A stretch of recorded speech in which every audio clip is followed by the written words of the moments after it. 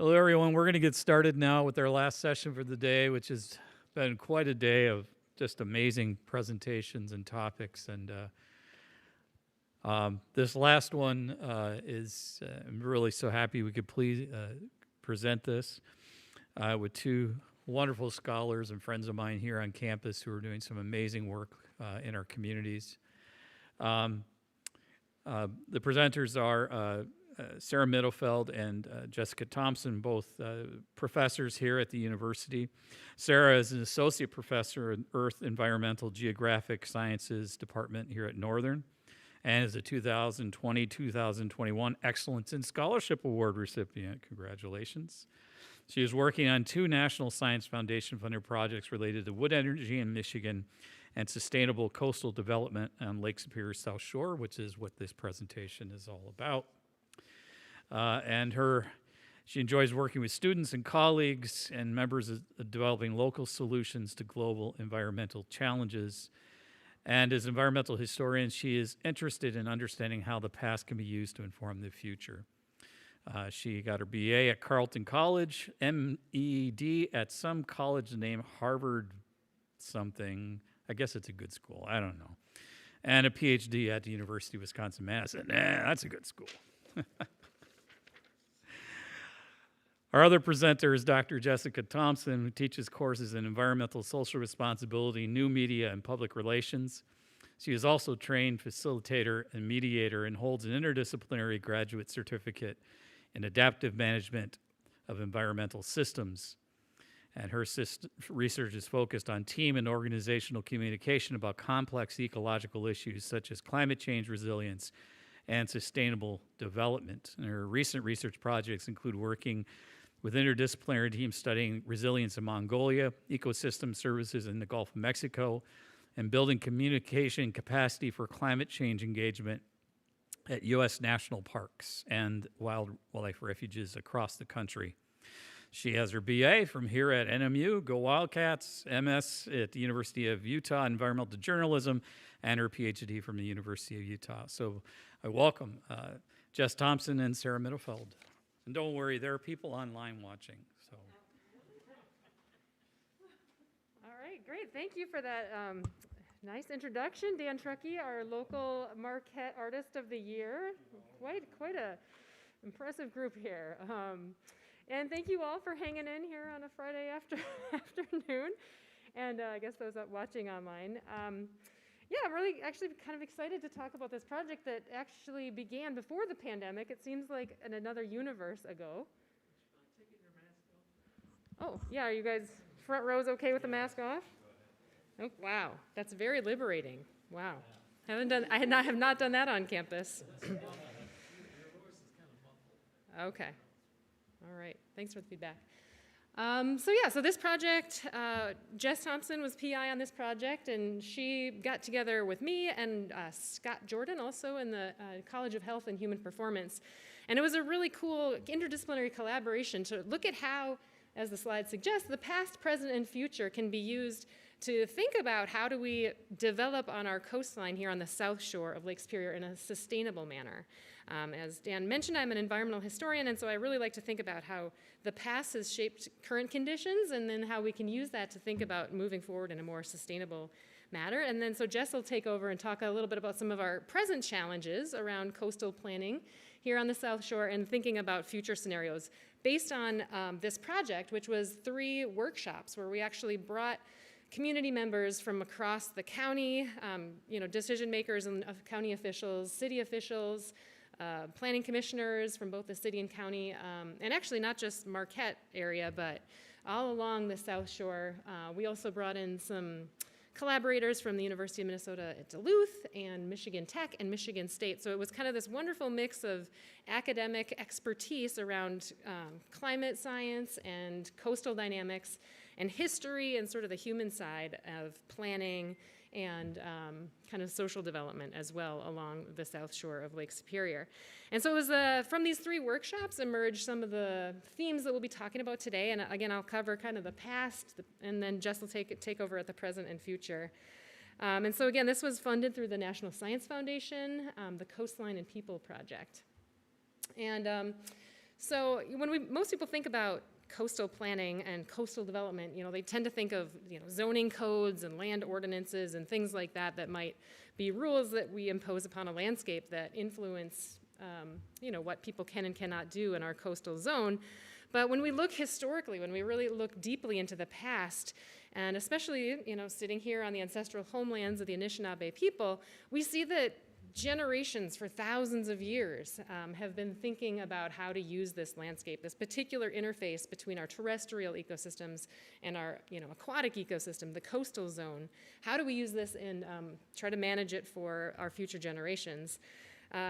Patty Lowe is a really influential scholar whose work I admire. She's a member of the Bad River Band of the Lake Superior Ojibwe, and she's got a book on seventh generation earth ethics, and argues that as Anishinaabe tradition, the 7 generations idea, that we need to be making decisions about land that not only benefit current generations, but really thinking about how our decisions affect 7 generations into the future.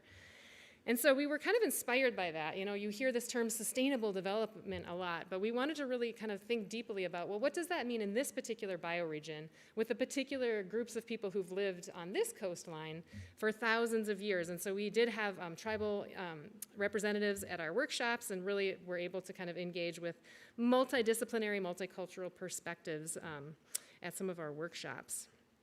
And indeed, when we look at, it was really fun working in the archives, both here at Northern and the Marquette Regional History Center. Found some great treasures there, and of course, John Anderton, the late John Anderton, who was in my department formerly, had done some really great work looking at, his archaeological research showed that there was pretty significant Ojibwe settlements near the Dead River. And, so when indigenous people were living on the south shores of Lake Superior and Europeans, discovered this area, it was not insignificant or not surprising, I guess, in retrospect, that there was pretty rapid development in already on established camps along the coastal area, because the coastline really is what drew people to this area. For fishing and, of course, later mining and forestry, industries, the coastline was really the catalyst for commerce for different cultures throughout the history of this region. And sometimes, the impacts of those industries left dramatic impacts on landscape. So this is an image that I found looking south from Granite Loma, and you can see the impacts of logging practices that were typical for that turn of the century cutover era, when the practice was cut and get out and get the logs down into the freshwater as quickly as you can and out to the big markets down in the bigger urban centers. And you can see the erosion processes here, and a guy on the coast. But there was also, probably those of you who are interested in regional history know about the long legacy of conservation in our region as well. So not only extraction with the mining and the logging, but there was also early indicators of people thinking about, okay, how do we plan for the future use of our coastal regions and areas? And of course, one of the founding fathers of Marquette, Peter White, hired Frederick Law Olmsted, who many of you may know is he was the creator of the Central Park in New York City and many of the sort of charismatic, I guess, urban parks throughout the United States. Actually came here and designed Presque Isle, and his advice was essentially like, don't do anything, leave it alone, don't develop it, and you'll be good. And actually, even to this day, I serve on our city planning commission here in Marquette, and whenever anyone talks about anything near Presque Isle, you'll hear these words of Olmsted, like, don't do anything, as minimal impact, minimal development as possible. So it is something, this history is something that current decision makers do take into account. And so I was interested in looking deeper into, as sort of my service hat as a planning commissioner, I was interested in looking deeper into specific zoning laws that related to the coastal zone. And I found that the city of Marquette, was one of the first adopters of early zoning and planning in the state of Michigan, which had its first zoning act in 1921, when the state legislature said, okay, we're going to make the ability for municipalities to put zoning into effect is going to be legal. And early zoning really was pretty rough cut. It was really trying to separate industrial uses from places where people lived, the residential separating that from industrial districts.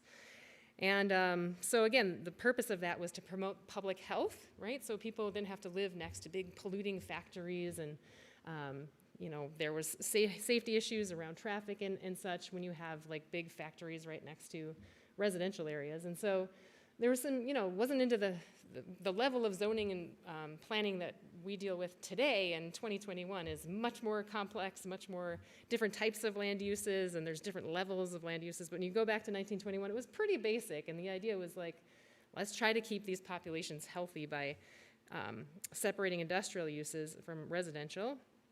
And what was interesting is what the kind of end product of those early zoning ordinances in Marquette was that it really encouraged development along the coastline, industrial development.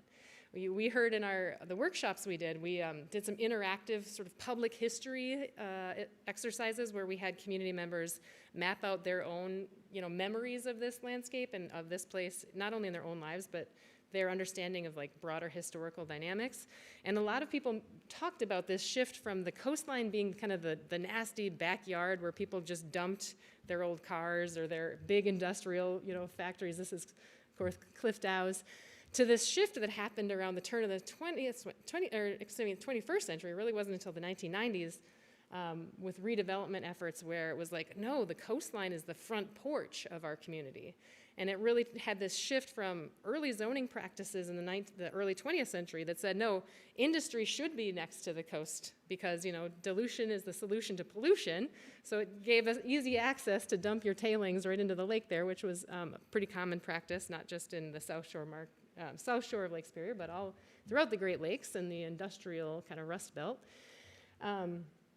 But it shifted that a lot. So it was really, interesting to see some of these early photographs from the Cliff Dows, and I was impressed by the wide number of different chemicals that they made there. Acetone, like I know that is an ingredient in nail polish remover. They were making that.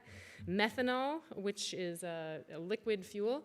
And I didn't realize this, but when I was working in actually the archives here at Northern Michigan University that has the Cliff Dows records, and at one point in time, Cliff Dow's was the largest wood distillery in the world.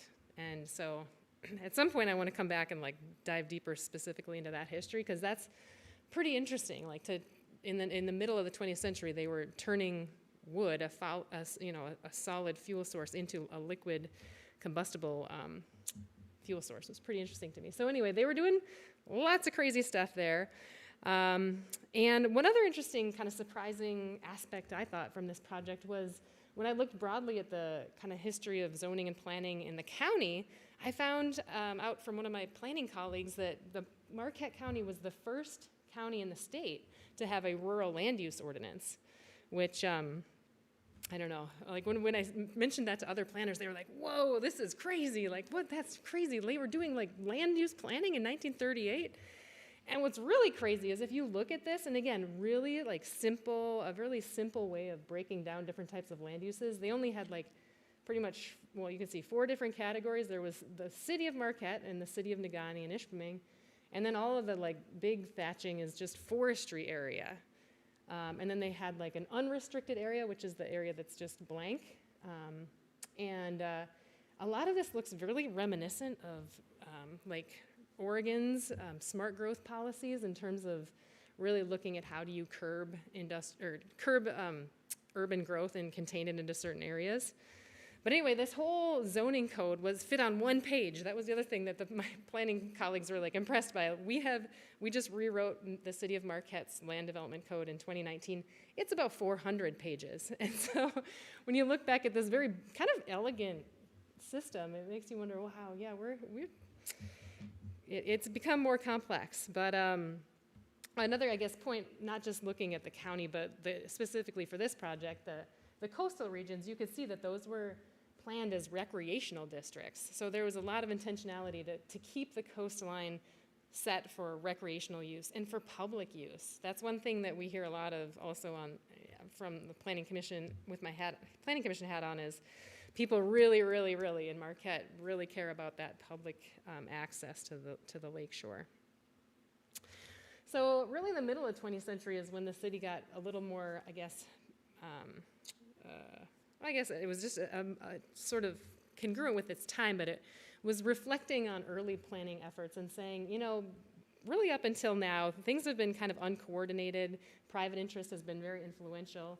And in this middle of the 20th century to the end of the 20th century, they really started shifting away from less coordinated emphasis on industrial extraction and an industrial lakefront to emerging industries like tourism. And so this image that I got from the Maritime Museum shows a cruise ship down in Lower Harbor right next to the coal piles that were there. And so some of you who are interested in history probably maybe have seen this image or similar ones, but I just love the juxtaposition because you see how the coastline is really shifting from its old kind of industrial roots into this new, tourist-based economy.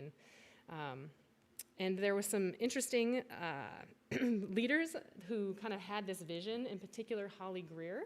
She was the first female mayor before our current female mayor, Jenna Smith. And Holly Greer had this vision of the waterfront really being a place for a new type of economic activity that was based on recreation and tourism.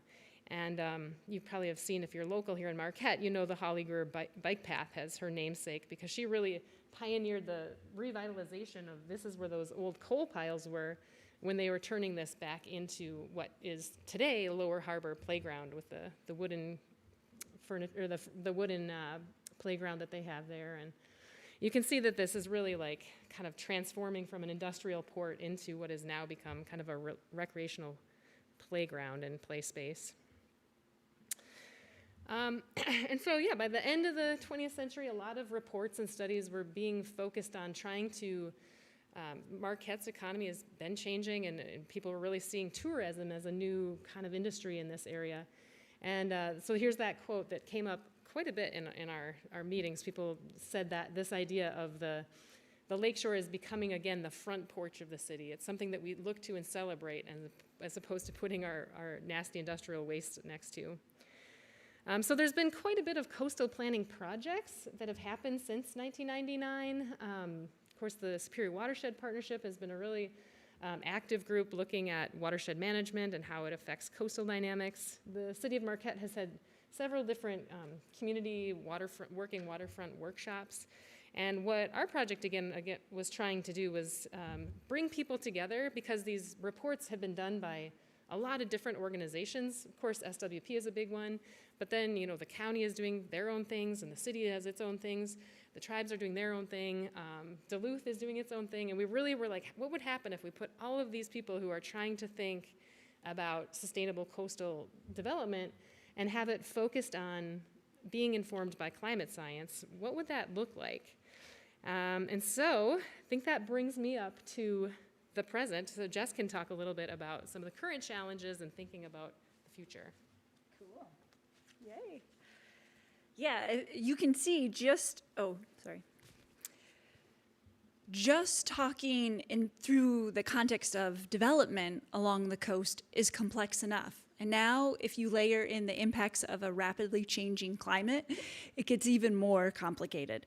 So, like many coastal communities along the shore of Lake Superior, we are experiencing right now the impacts of a rapidly changing climate, which is leading to increased environmental vulnerability, but also it is coupled with pressures for development. So we have these two forces at play, and really it leads to a suite of what we call dynamic climate variability. So people might use the phrase climate change or global warming, but because the system has so many variables at play, it really is unpredictable, and it's what I would call dynamic climate variability.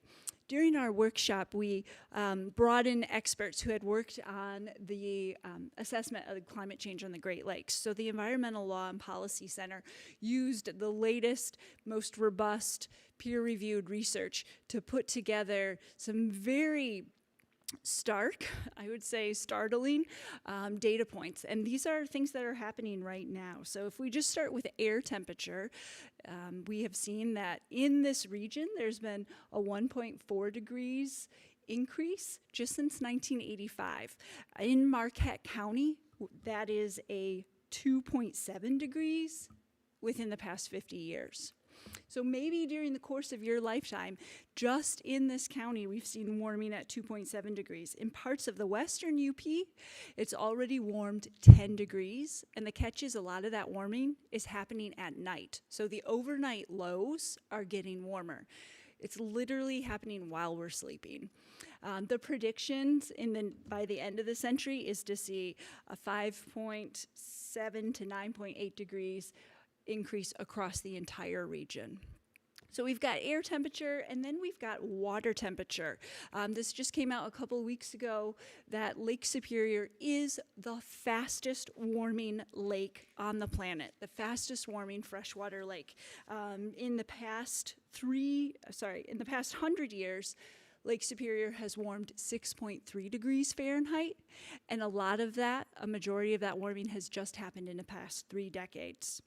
We're also seeing a decrease in ice cover, and we're losing it within the whole region about 30% of ice since 1973. I actually checked today.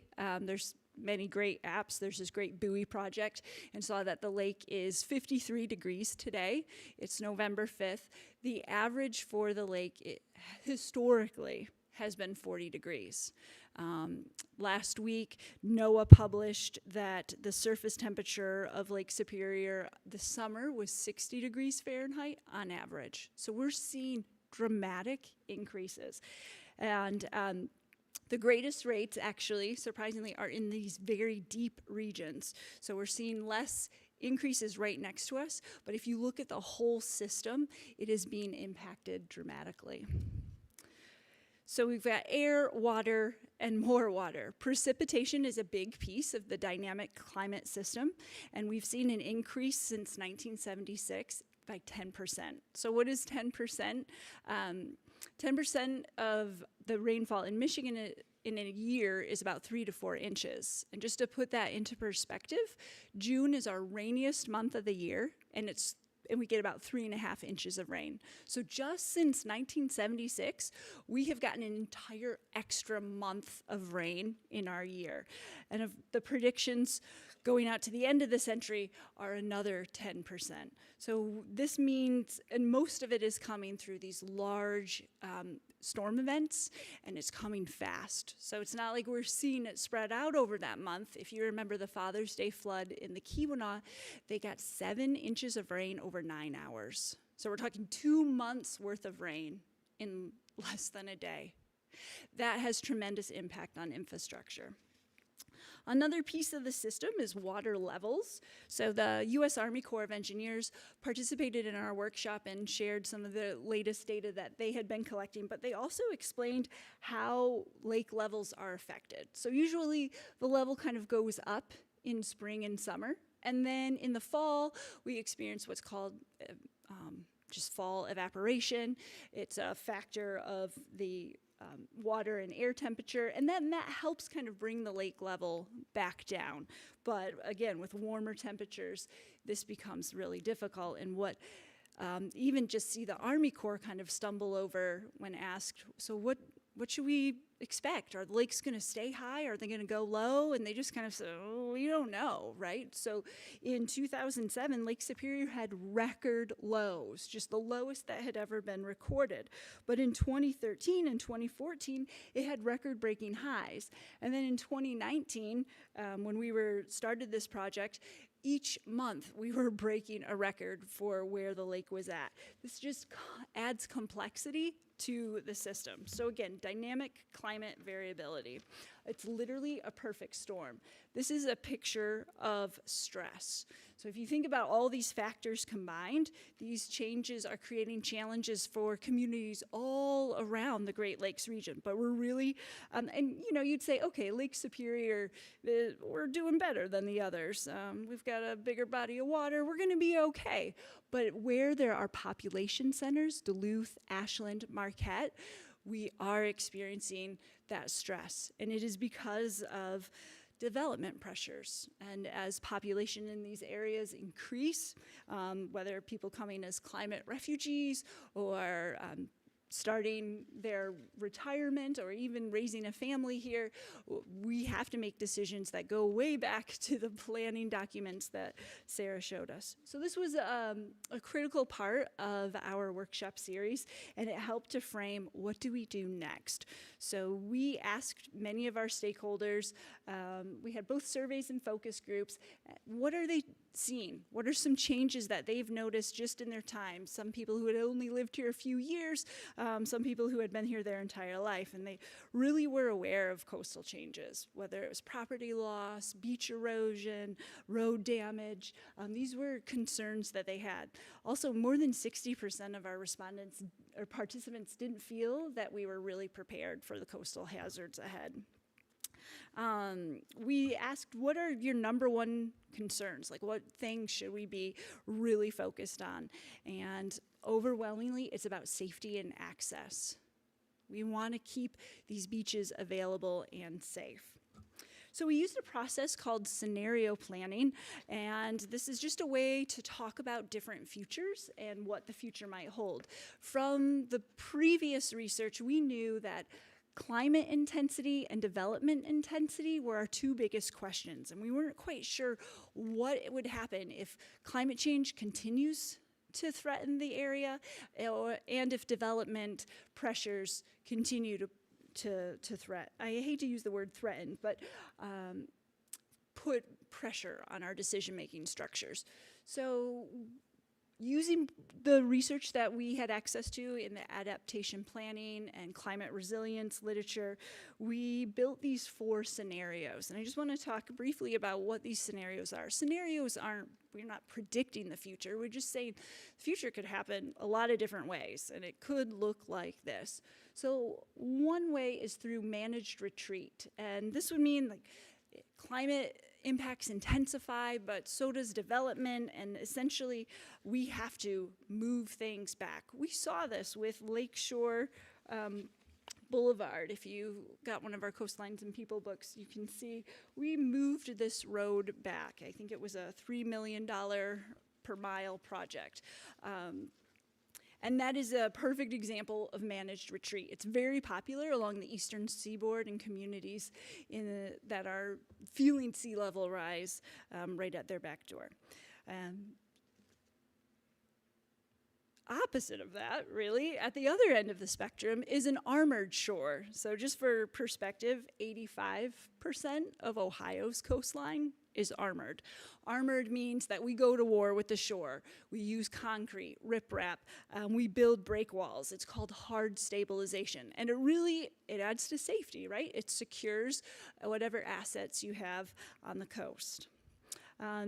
Innovative technology in the green building industry is helping to identify ways to use permeable surfaces, removable surfaces. So if you do have a big storm event, you can recover quickly without permanently damaging infrastructure. In Duluth, they had a boardwalk along the coast that kept getting washed out storm after storm.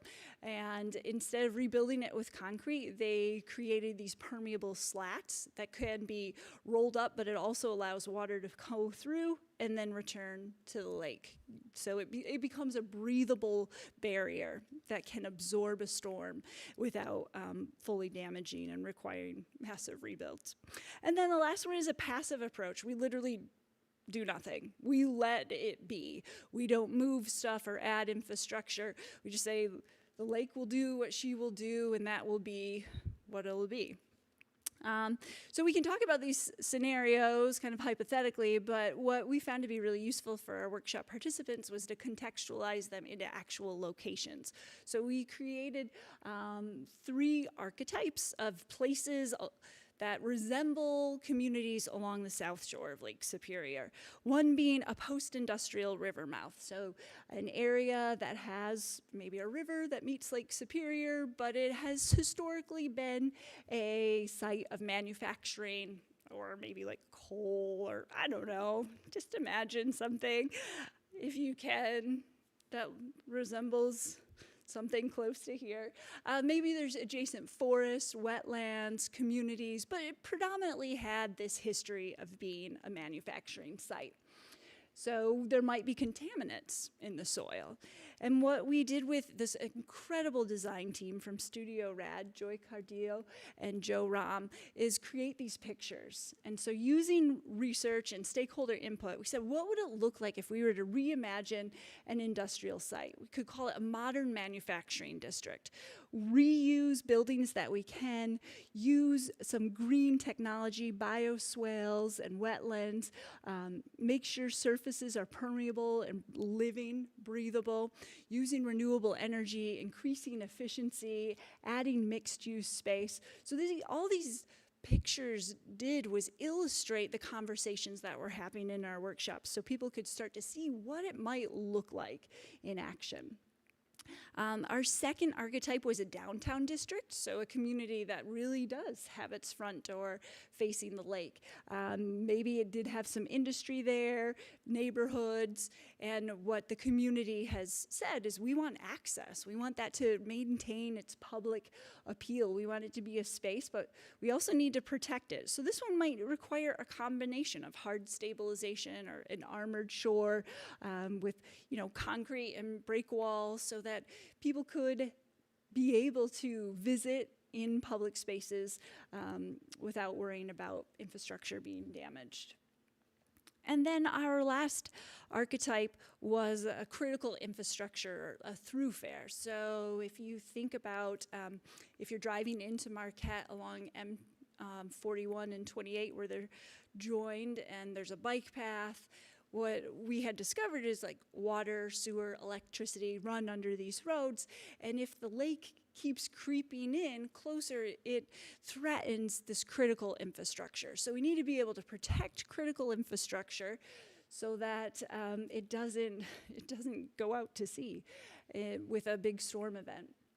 And so in this design, we use, again, a lot of green build, a lot of managed retreat. We bring the road back and add bioswales, which are kind of like these just very natural ditches that allow water to drain and be filtered before it reaches the lake. To save the space. So we've outlined all of these scenarios in this book, and we have several copies. Please take some and take some for your friends. And those of you online, just email me and we'll get you one. But the project was exciting for many reasons, mostly because we were taken seriously by the city and the county. And I'm not going to lie, it's really wonderful when your research has relevance. A few of our final takeaways were that there are multiple values in any community. People care about different things. They're not necessarily mutually exclusive. Conservation and development don't have to be arch enemies. There is a way to combine so that you can meet everyone's needs, and it still is beautiful and rejuvenating in space. Science can tell us a lot about what's happening with our ecosystem, and it can help to inform development in ways that not only protects the people in the community, but the assets that are invested in development along the shore. The more public input, the better. Again, there's some polarizing things happening in politics, but if you can create space for a wider range of voices, and engage more people at the table, you can likely get to a better solution. So we really enjoyed doing this project. There are a lot of people to thank, and mostly we thank you for spending your Friday afternoon here at the symposium, and I'm just going to turn it over.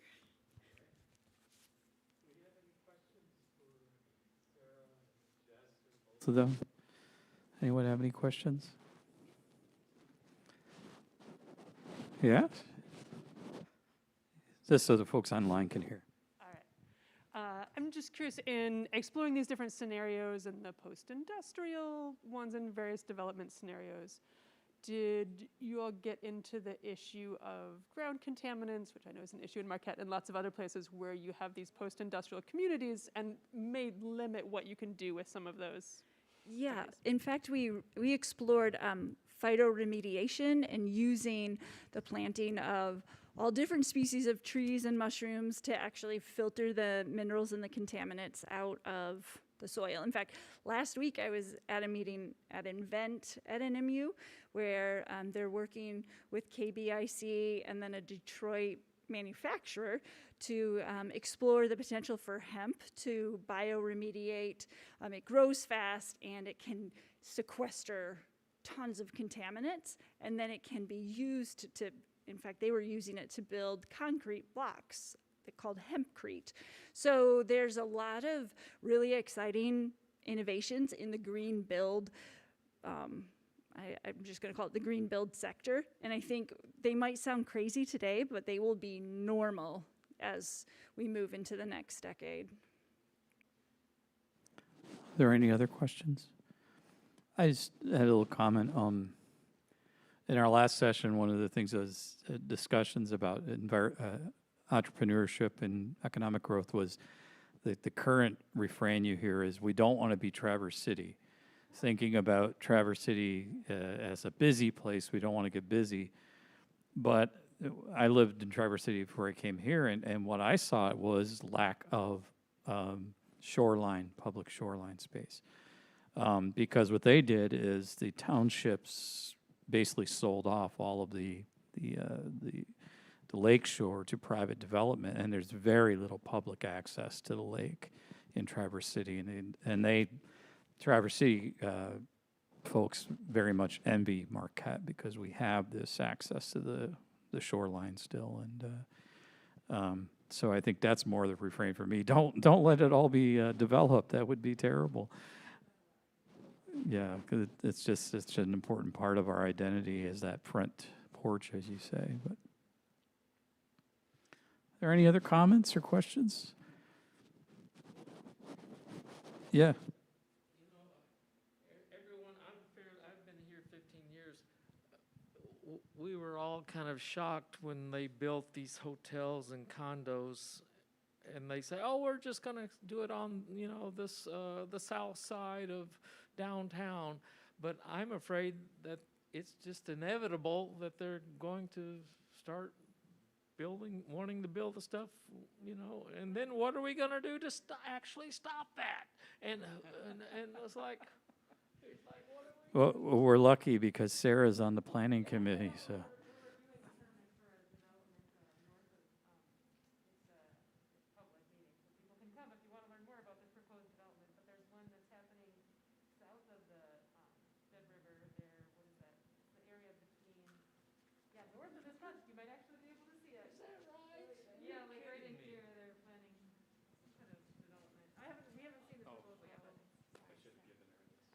Oh, well.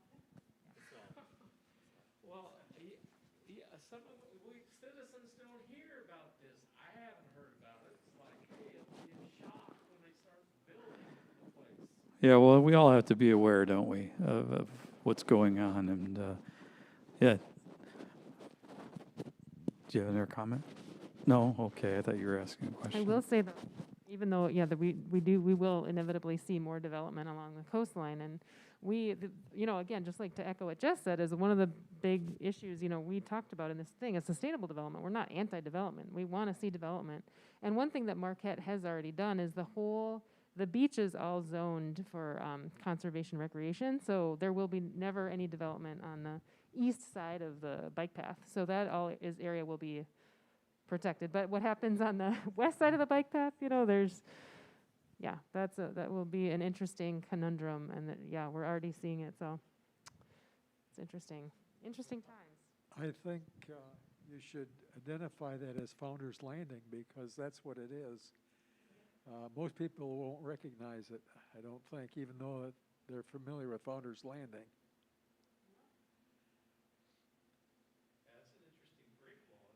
The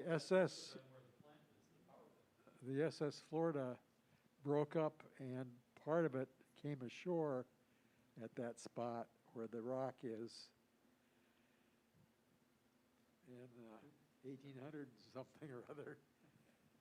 It drew a lot of attention at the time. Well, also that was the location of a fishing weir for the Native Americans. That stream was a very important fishing spot for them. Also the mouth of the Carp River, but that river in particular was a really important historic site. And on the back side of Gaines's Rock, where the bike path is an actual flaking site for the quartzite that they flake to create the spearheads. So it's a really important archaeological site as well, and anthropological.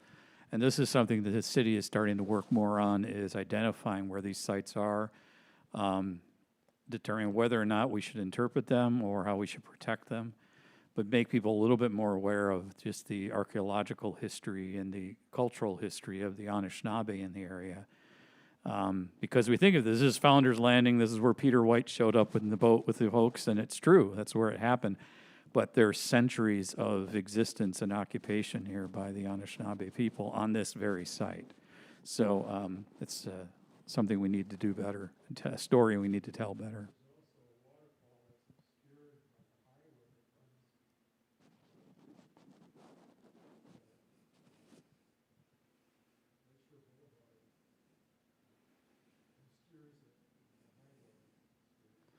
Yeah, well, that whole was an actual river that ran through what we now think of as the rock cut in South Marquette. That was a ravine where there was a stream, and the stream has all been pushed underground now. Yeah. Yeah, so.